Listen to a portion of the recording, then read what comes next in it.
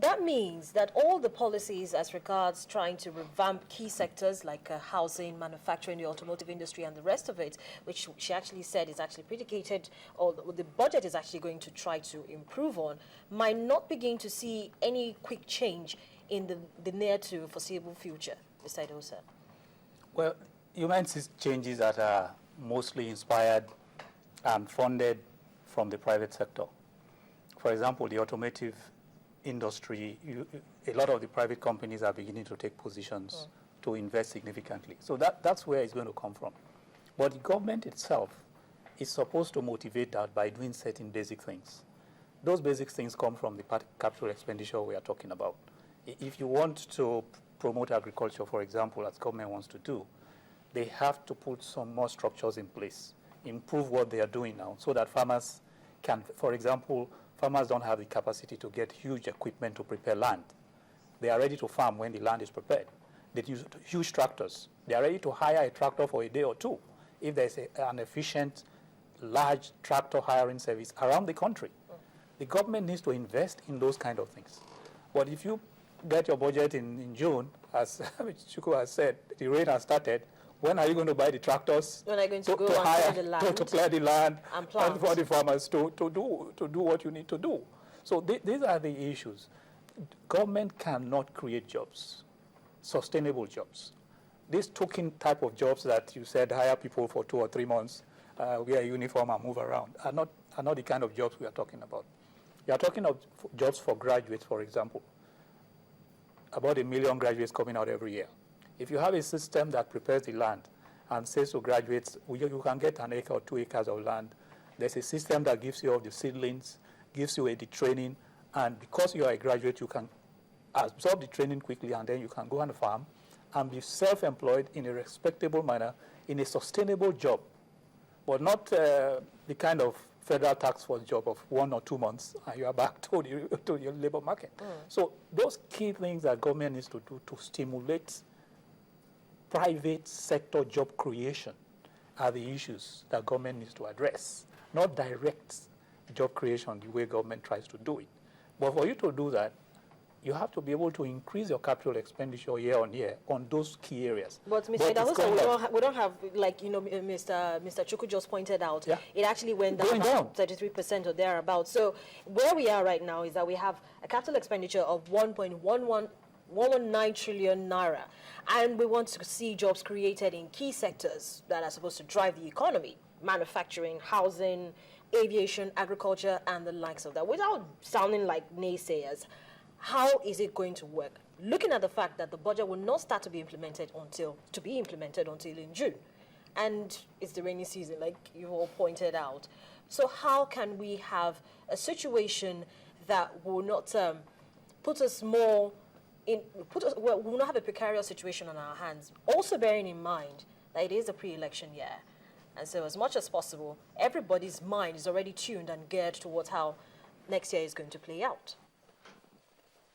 The question for me or Gabriel? Well, okay. Well, basically, if you disaggregate the budget, you find out that, look, some of the critical sectors that we are talking of infrastructure deficit have very low allocation. Take, for instance, Ministry of Works. The figure the DMO DG mentioned is $133 billion.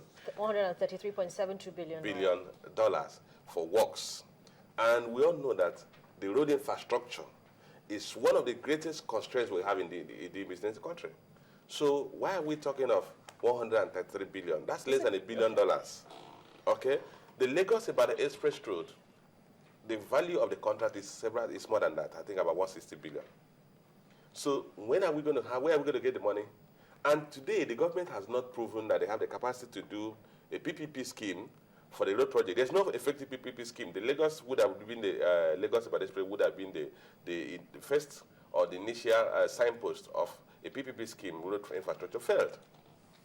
So where are we going to have the roads constructed? So it won't be surprising. It shouldn't be surprising to anybody that if we wake up this time next year and we find that no new additions to the highways. What of the rail infrastructure? Where would the budget come from? Today, the kind of the development we were seeing in the airport have all stopped since the Minister of Aviation left. So, and I don't see where the budget will come from to continue that process.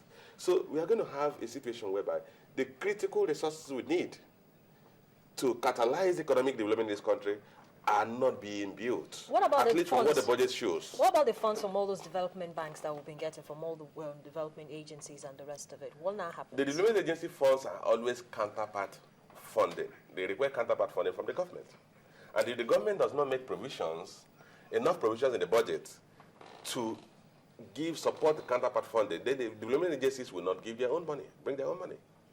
So there's no project any development agency will give you 100% funding. They always require counterpart funding from the recipient governments.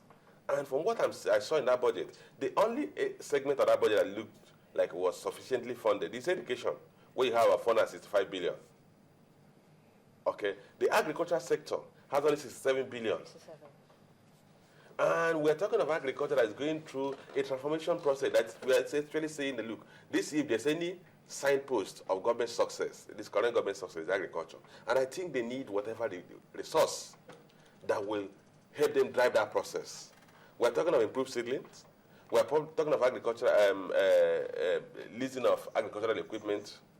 Of course, the current minister has transformed the fertilizer subsidy scheme into some more saner system.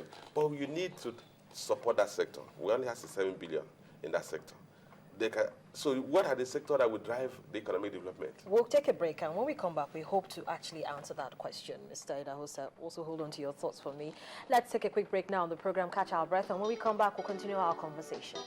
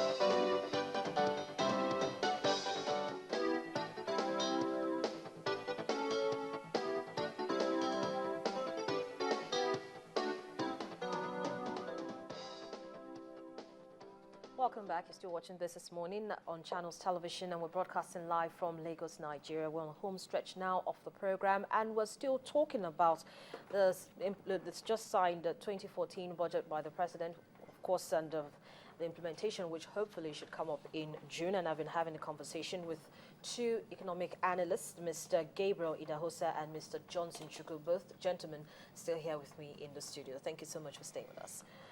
Well, Mr. Johnson Chukwu, before we went on that break, you were talking about the facts. You were looking at some sectors of the budget, and with particular emphasis on agriculture, because, of course, we're trying to diversify away from oil, and agriculture, along with other sectors, have actually been, touted to be what will actually help to, move the economy from where it is at the moment. It has just slightly over 67 billion naira appropriated to it. And you talked about the agricultural transformation agenda and, of course, what the Minister of Agriculture has been doing to actually boost that sector. But I had a conversation with him sometime earlier this year, and he says that the money is just okay because we see more and more private investments coming into that sector. And so at the end of the day, what they have is just to probably augment these investments that are coming in. And so maybe the money is just okay for the sector, or is it? No. Say no, sir. It's not. Absolutely not. The easiest measure of that is how many people you still need to get off the streets into agriculture. How many young graduates can you motivate from the labor market to get into agriculture? If you did not have 67 billion, for example, if you had 100 billion, perhaps you will take another 10,000 graduates out of the labor market. Or more, because you will create those projects inside the agri-transformation agenda that will take them out of the streets. There are a lot of young graduates now who have got the message. they see a future in farming. In Lagos State, you have the Lagos farming schemes that are all graduates' entries. They see a future in it. They have the talent, they have the energy, but they need someone to provide the land, to give them even a loan, if not for free. Give them a loan to move into the land and crop the land and harvest and start to pay the loan. So you can't say that 67 million is enough because billion is enough because you have a small number of large investors taking 10,000 hectares of land in one state to produce rice. Another very large investor taking 20,000 hectares of land to produce maybe sugar. Those investors will hire between 5,000 to 10,000 people. Out of these, 4,500 are going to be low-level people. They are not going to be graduates or engineers or the kind of people you really need to take off the street very urgently, which are young graduates who are highly educated but are unemployed. So you need to have a lot more money in agriculture, not to distribute for free, but to create the infrastructure that will get people to farm.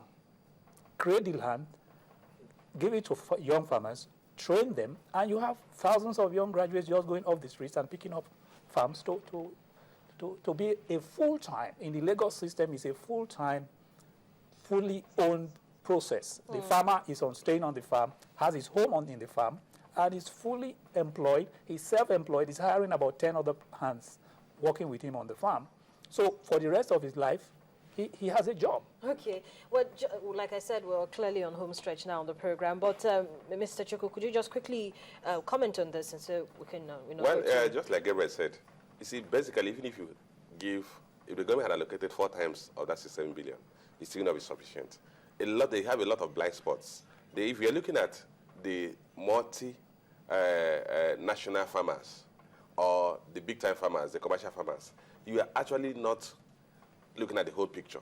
The key thing that would drive job creation are the small-time farmers who can now make farming commercial businesses, who can earn their living from farming. And you need to address issues like he mentioned. Some of the resources they need to process their products and extract full value for their production or their farming activities are not there. Take, for instance, the government has been driving the issue of rice farming. You need to go to those rice belts and help set up something like a rice mill, integrated rice mills that will parboil the husk and the stone, so that you encourage the farmers to now produce and take to those processing centers to process and get higher value for their products. But the Ministry of Agriculture has actually begun to provide such machines. And that's what we're saying, that the amount they have. I come from an agricultural belt, a place where they produce a lot of rice, a lot of cassava. There is no rice processing mill anywhere within that belt. And if you just create one, the people from my village will produce both the upland rice and the swamp rice. So they can actually have 2 farming seasons for rice, but now they're doing only 1 season. You need to irrigate. There's no irrigation in the southeast. A few points where you have irrigation in the north is not sufficient. The 7 billion is not even enough to irrigate the farmlands in this country. So you can't talk of 7 billion being sufficient if we think one of the hallmarks of success of this administration is agriculture, and they should drive that to a conclusive end. Okay, still comment on this one. The minister says about 571 billion naira will be borrowed to take care of fiscal deficit. And she says it's just 1% deficit cap. And within the context of the Fiscal Responsibility Act, had 3% borrowing threshold. Is this the right time to make the move? Because this answer is going to be, try to compress it if you can, because I know it's a very broad one, but we're clearly out of time. Well, if you look at it, that 571 billion is 1% of the debate GDP. And like you said, it's within the 3% fiscal framework. But the key thing is that the government has been borrowing. The federal allocation from this year's budget is only 3.7 trillion, instead of 4.1 trillion that we had in 2013. So the government has to borrow to cover that gap. See, the borrowing is not the issue, but the issue is the cost they're borrowing. If you look at the budget, about 751 billion is for 701 billion is for servicing of federal government debt. So the more we borrow, the higher that servicing obligation is. And that servicing obligation takes away what should have gone to the capital expenditure budget. So for a country like ours, there's actually nothing in the real sense of it in borrowing. But one of the things is, what is it going to be used for? Is it the recurrent expenditure to finance recurrent expenditure of 2.445 trillion or to finance capital expenditure? Well, we're going to wait and see how that actually turns out. But thank you so much, gentlemen, for coming in this morning and talking about this budget thing with me. Well, I've been speaking with Mr. Gabriel Idahosa and Mr. Johnson Chukwu, both economic analysts, and we've been looking at the signed 2014 budget. And like both gentlemen said, we only have less than 5 months to see how properly this budget will actually be implemented, also considering the fact that it is a pre-election year, and also it's coming in at the raining season, and so not very much work will be done. But let's keep our fingers crossed and hope for the best. But that's the program for today. Thank you so much for being a part of it. I'm Harriet Agminyi.